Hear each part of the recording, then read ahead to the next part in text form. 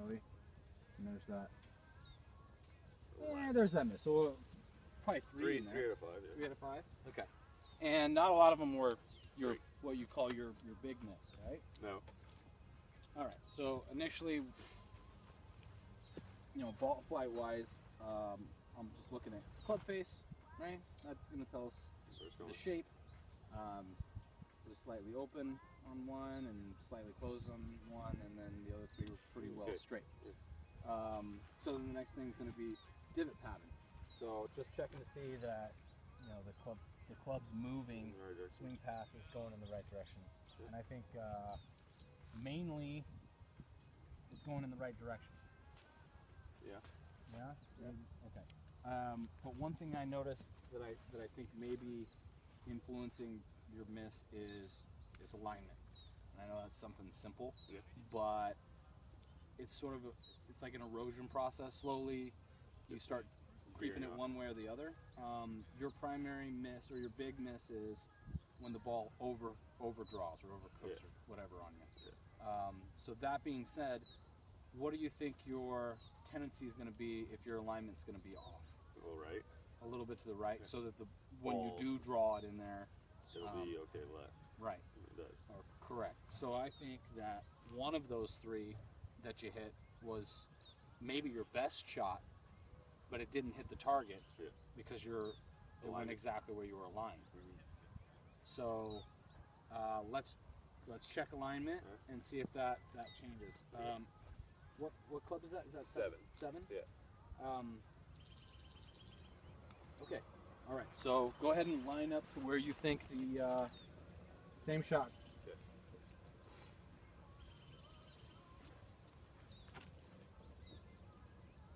This may be a little scary. That's right. Okay. So assuming that the flight of the ball is going to be parallel to the plane of your feet, right? So your feet plane's here and your ball flight plane's here. So come back and take a look and tell me what you think. Wow. Yeah. And that's, I mean, that's what we were talking about last time too, though, a little bit. Yeah. It was a little bit of that. Yeah. So I guess, yeah. Looks okay. I mean, it's a lot. It's a lot.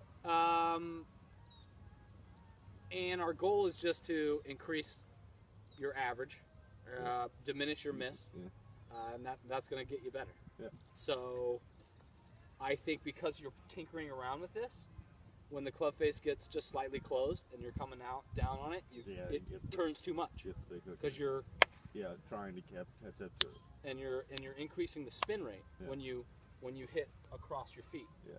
Right? And if you're swinging inside out, let's say, you're not spinning it as much. Yes. So your curves are going to be less. They're going to be less. Yeah, it will be less. Yeah. No, this is more right now. Right. Yes. So your straight shots are good. Fades are going to slice. Yeah. Draws are going to hook. Okay. All right. All right. So all we're going to do is just tinker. So for you, what you want to do is, and we're going to play around with it a little bit. Yeah. But I think the best thing to start with is to find something for your ball in line with your target. So for example, where this section of leaves are or whatever. Yeah, make a divot. Or make a divot or something. So if we have a spot, I like tees for practice, but if you're playing, just find something out there. Yeah. And then when you get yourself set, we're going to get yourself so it feels like you're in line with your imaginary line. So you're parallel to that. Okay? But we're going to cheat for starters and see if just getting your alignment in a better spot is going to change your flight at all. Okay? That was a wow, right? A little like. Oh yeah, it was a little right. Just a little. That's pretty fair, right? Yeah. Alignment line. Yeah. Okay. So you don't have to stand on this line. Yeah. Put it somewhere in between your ball and